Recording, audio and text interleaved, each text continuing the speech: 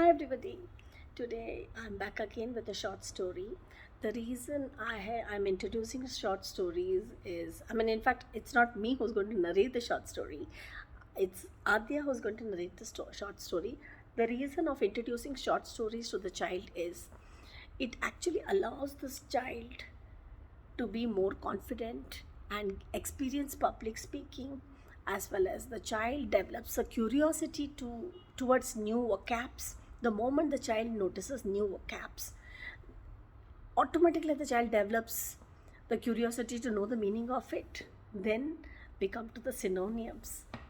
So that's how it works. The synonyms will let her know more about each and every single word. And the best part of story narration is the inculcating the habit of story narration in the child is it actually develop the child's reading skills too. And my main motive is to make the child get into diary writing. You know what, we do so much of talking, blah blah blah blah blah, but when you actually write, that means you are controlling yourself. There's no diversion at all.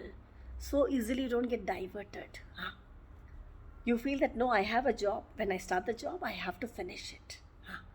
So only thing that will stop her is the spellings. So once she's through with the spellings, so she can start writing.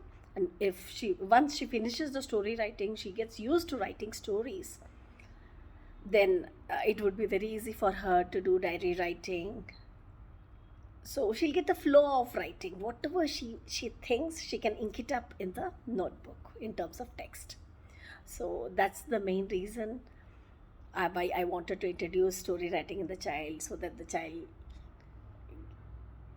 gets to grab the knowledge as much as possible. And each and every single story actually gives a new idea to the child, wonderful ideas, morals, and many more things.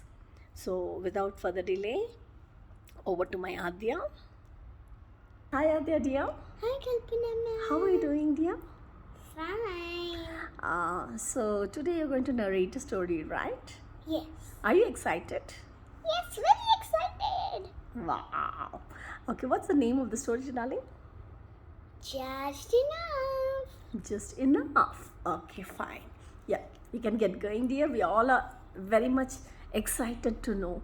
Have you enjoyed the story?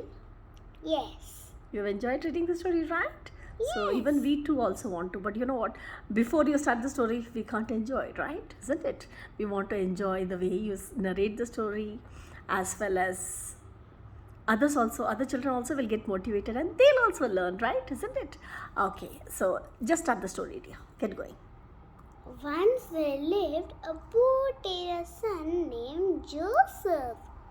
He worked with his father, stitching clothes for the wealthy people in town. Joseph wanted to make something special to wear for himself. He saved as much money as he could, and finally there was enough money to buy the cloth. Joseph went to the market and bought the cloth he had been dreaming of. That night, he made himself a coat. When the tailor saw the work his son had done, he felt proud. "You have done fine work," he said. "You can now be a tailor on your own." Joseph loved his coat. He wore it everywhere, and as seasons passed, the coat became worn out. But Joseph did not wish to part with the coat. He thought, "This old coat has meant so much to me. It made my father proud. Now there is nothing left, nothing." Then he laughed out loud. "There is something left, just enough." So he took out the good cloth still left in the coat. He made this into a jacket. He wore the jacket till it was worn out. Joseph did not wish to part with the jacket. There is something left, just enough, he thought. So he took out the good cloth still left in the jacket. He made it into a vest. He wore the vest till it was worn out. Still, Joseph did not wish to part with the vest. There is something left, just enough, he thought. He took out the good cloth still left in the vest. He made it into a cap. He wore the cap till it was worn out. There was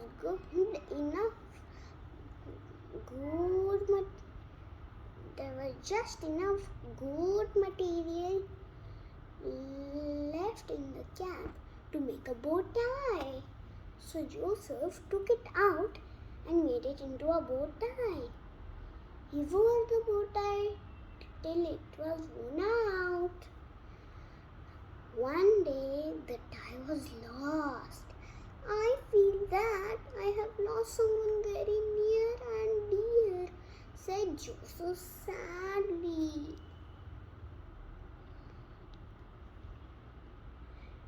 Tell us about the cloth, Papa, said one of his daughters. Your grandchildren do not know all the stories. Tell us, Grandpa, the children begged. All right, I will, Joseph said slowly. He told them about making the coat and making his father proud. He told them about all the good things that had happened in his life when he wore the coat, the jacket, the vest, the cap, and the bow tie. Now I have lost the bow tie. I cannot make it into anything else, said Joseph sadly. You have made the tie, the cap, the vest, the jacket, and the coat into a story, Grandpa, said the children. That's right, said Joseph.